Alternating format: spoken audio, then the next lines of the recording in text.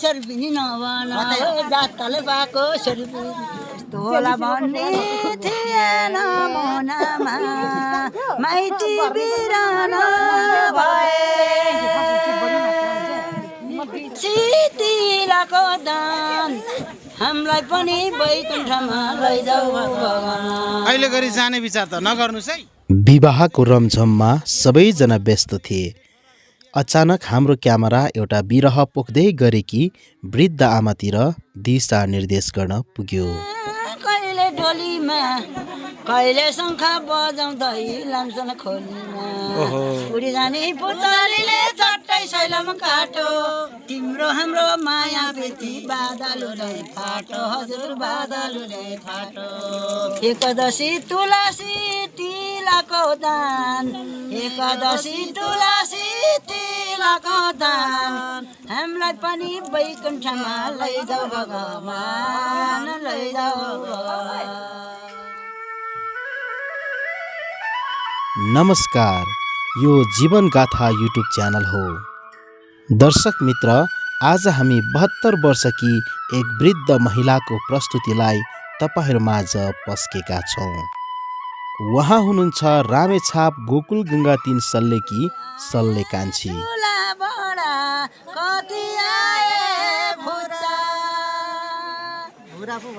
पचास आए 50 बाटे नम्ला डोरी 50 बाटे कुचा 50 आए ठुला बडा 50 आए फुचा।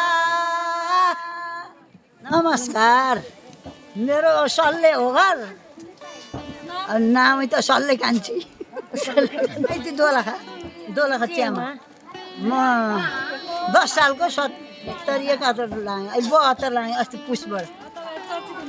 साह्रै राम्रो सिलोक गाउनु हुँदो रहेछ। कहिलेदेखि नै सिलोक गाउन सुरु गर्नुभयो?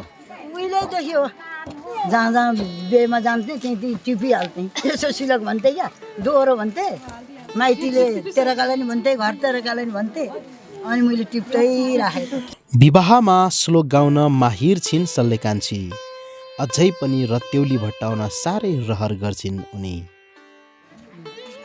आदि सागर तो कालो मैलो आदि सागर जुन शिवाई आदि सागर जुन यति बेला नि मेरो भए यति बेला नि मेरो भए बर्यातै पुर्याए हुन् शिवा बर्यातै पुर्याए हुन्। पानी पर्यो मुसा खरुकीमा बाछा रमाउँदै यस्तो होला भन्ने थिएन मनमा माइती बिरान भए कान्छी नकट गुन्द्रुकका जगटा भोक लागे थाम्रो ठटा बाबु आमालाई पिछा चर्न पठा त खैरे कुकुर कटा। उहिलेको बुढा गीत यो अहिलेको गीत छैनन् मेरो। पानी पर्यो धरार धर्केर गयो जवान आउँदैन फर्केर हिमालयमा हिउँ पर्यो झुसी कहिले पनि हुँदैन मन खुसी झट्टै कपाल पुरान सन्नानी तिमीलाई नाली मजारै जान्नानी। लाहुर जाने लाहुरेको खबर गीतबाटै सुनाउँछिन्।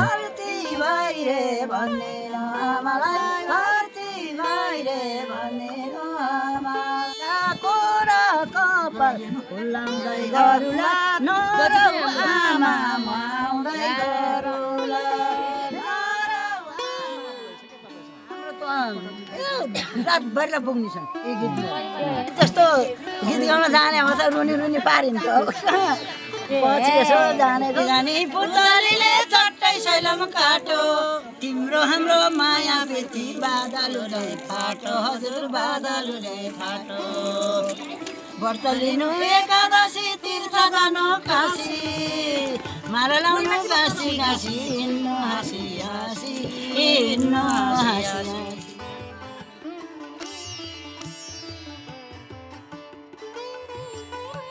उहाँसँग सङ्गीतको साथी एउटा बाजा साथमा छ। त्यो साथमा बोकी हिँड्छिन् सल्लेकान्छी। उनको खास नाम हो वेदकुमारी कार्की।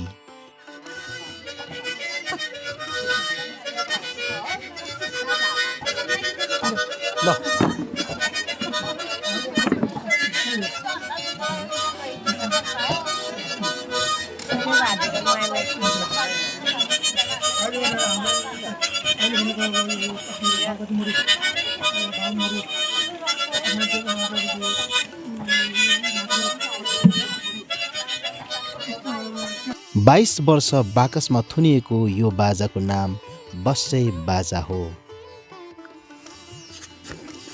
सर्बिनी सर्बिनी नभन जातकाले पाएको सर्बिनी दिदी क्या राम्रो यात्रामा हाल्दा नराम्रो भनेको छ। बस्सै बाजा यो मेरो बेगारे पछिल्लो वर्ष किनेको मेरो बाजा कति 42 वर्षसम्म सुन्नुसमा बस्यो। यो बाजा बिग्रियो होला भने पछि छोराछोरी सबै बेदान गरिसकेपछि झिकेर बजाउँदाखेरि जम्मै बिग्रिसकेको छ क्या। बिग्रेछ अनि अलिअलि आइरहन्छ अहिले धेरै छैन 6वटा मात्रै छ जम्मै ख्याल आइरहेछ। जमानामा त यस्तो हुनुहुन्छ अनि 16 वर्ष बेला कस्तो हुनुहुन्थ्यो होला नि?